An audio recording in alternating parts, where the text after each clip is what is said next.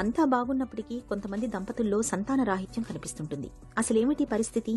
ఒక married couple ఒక 1 year వరకు ప్రెగ్నెన్సీ కోసం ట్రై చేస్తున్నా కూడా ఎప్పుడైతే ప్రెగ్నెన్సీ రాదో వాళ్ళకి ఇన్ఫర్టిలిటీతో ఇబ్బంది పడుతున్నారు అని చెప్తాము. సో ఇలాంటి కపుల్ మా దగ్గరికి వచ్చినప్పుడు వాళ్ళకి కొన్ని బేసిక్ టెస్ట్లు చేస్తాము.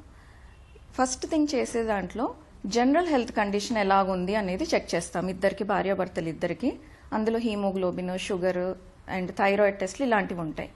వైఫ్కి ఈ టెస్ట్లతో పాటుగా కొంచెం హార్మోన్ టెస్ట్ కూడా చేస్తాము. ఏ అయితే హార్మోన్స్ ఎగ్ గ్రోత్కి రిలీజ్ అవ్వడానికి ముఖ్యమో ఆ హార్మోన్స్ అండ్ ఎగ్ రిజర్వ్ అంటాము, దానికి సంబంధించిన హార్మోన్స్ టెస్ట్ చేస్తాము.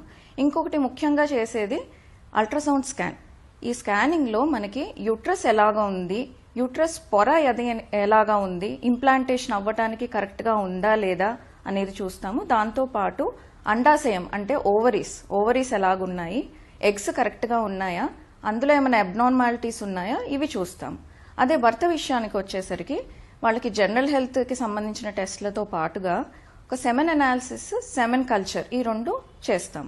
ఇంకొక స్పెషల్ టెస్ట్ ఏం చేస్తామంటే ఆడవాళ్ళకి ట్యూబ్స్ ఓపెన్ ఉన్నాయా లేదా అనేది కూడా చెక్ చేస్తాం. సో ఈ రిపోర్ట్స్ అన్నీ కూడా నార్మల్గా ఉండి కూడా ఆ పర్టికులర్ కపుల్ సంతానలేమితో ఇబ్బంది పడుతున్నారు అన్నప్పుడు దాన్ని అన్ఎక్స్ప్లెయిన్డ్ ఇన్ఫర్టిలిటీ అంటాం.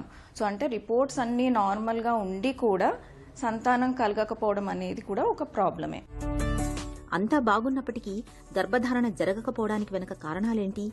అన్ని రిపోర్ట్స్ బాగుండి కూడా పిల్లలు కాకపోవడానికి కారణాల గురించి మాట్లాడుకుంటే 3 పాసిబిలిటీస్ ఉన్నాయి. ఫస్ట్, నిజంగా ఏమీ పెద్ద మేజర్ ప్రాబ్లం ఉండుండకపోవచ్చు, కాకపోతే మీ బాడీ ఇంకా ఒక ప్రెగ్నెన్సీకి రెడీగా లేకపోవచ్చు. ఇంకాస్త వెయిట్ చేస్తే నార్మల్గానే ప్రెగ్నెన్సీ రావచ్చు.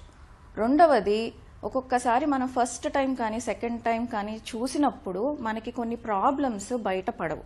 లైక్ ఎండోమెట్రియోసిస్ లాంటి ప్రాబ్లమ్స్, లేకపోతే స్పర్మ్లో ఏదైనా చిన్న చిన్న డిఫెక్ట్స్, మైనర్ డిఫెక్ట్స్ ఉంటే మనం టెస్ట్ చేసే టైంకి మనకి టెస్టుల్లో బయటపడని స్టేజ్కి వచ్చి ఉండవు ఆ ప్రాబ్లమ్స్.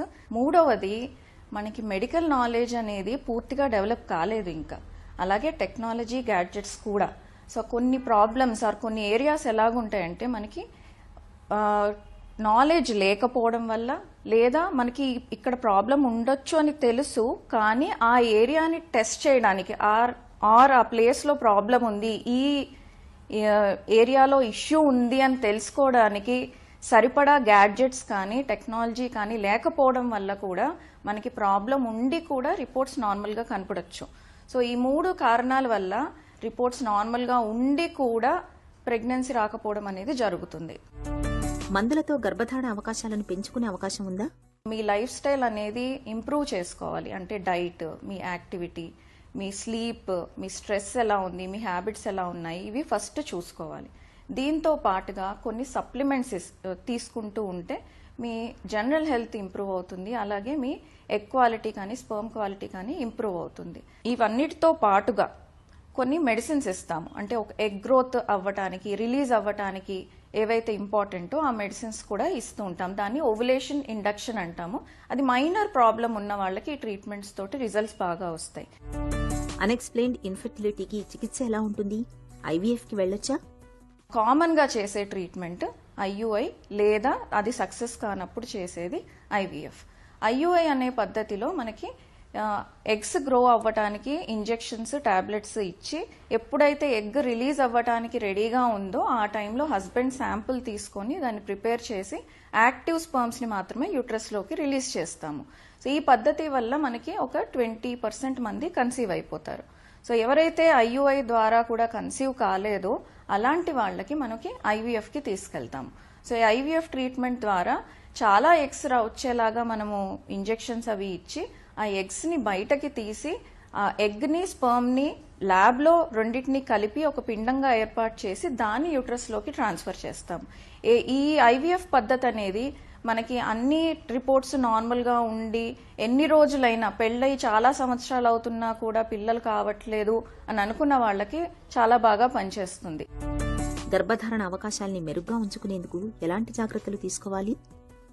మనం తీసుకునే డైట్, మనం ఎలాంటి డైట్ తీసుకుంటున్నామో అది కరెక్ట్ టైంకి తీసుకుంటున్నామా, మనకి సరిపడా తీసుకుంటున్నామా అనేది ఇంపార్టెంట్. సెకండ్ది యాక్టివిటీ. మనకి ఫిజికల్ యాక్టివిటీ అనేది ఉందా, మనకి తింటున్న దానికి మనం ఖర్చు పెట్టేదానికి మ్యాచ్ అవుతుందా, ఎంతో కొంత బాడీ మూవ్మెంట్ ఉంటుందా అనేది చూసుకోవాలి. At least 30 to 45 minutes per day normal weight ఉన్న వాళ్ళు, లేదు ఓవర్ వెయిట్ ఉన్నారు, ఒబీస్ ఉన్న వాళ్ళు అని అంటే ఒక 1 to 2 hours యాక్టివిటీ అన్న ఖచ్చితంగా మీరు మీ 24 hours షెడ్యూల్లోంచి కేటాయించుకొని కంపల్సరీగా ఫాలో అవ్వాలి. నెక్స్ట్ దాని తర్వాత స్లీప్ అనేది కూడా ఈ మధ్య రోజుల్లో చాలా డిస్టర్బ్ అయిపోయింది. హెల్దీ స్లీప్ అంటే 6 hours మంచి డీప్ స్లీప్ అనేది చాలా మందికి ఉండట్లేదు. సో ఈ స్లీప్ వల్ల కూడా, సరిగ్గా లేకపోవడం వల్ల కూడా చాలా హార్మోనల్ ఇంబ్యాలెన్సెస్ రావటము, బాడీలో టాక్సిన్ లెవెల్స్ పెరగటము, స్ట్రెస్ హార్మోన్స్ అనేవి పెరగడం కూడా జరిగి ఈ ప్రెగ్నెన్సీ రావడానికి ఇబ్బంది పడుతున్నారు. ఫోర్త్ ఆస్పెక్ట్ మనకి స్ట్రెస్ హ్యాండ్లింగ్. మనకు ఉన్న స్ట్రెస్ని మనం ఎలా హ్యాండిల్ చేసుకోవాలి అనేది నేర్చుకోవాలి. వీటితో పాటుగా మనకి తెలియని కూడా తెలియదు, అవి హ్యాబిట్స్ అంటాము అని. First thing sugar addiction, second thing mobile addiction.